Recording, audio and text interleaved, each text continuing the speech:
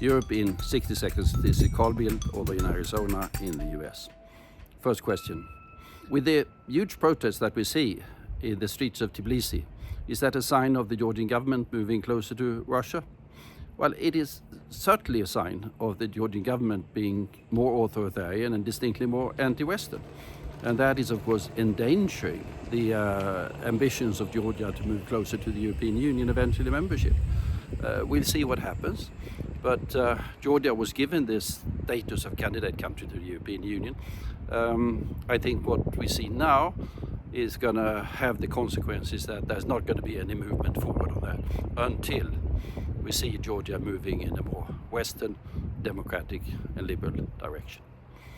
Second question. Which are the implications of the resignation of the First Minister of Scotland?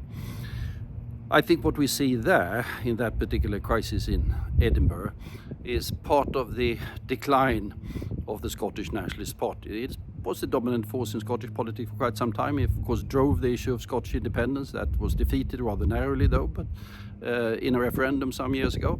But independence isn't the only issue, and they've been stumbling on the one issue after the other since then.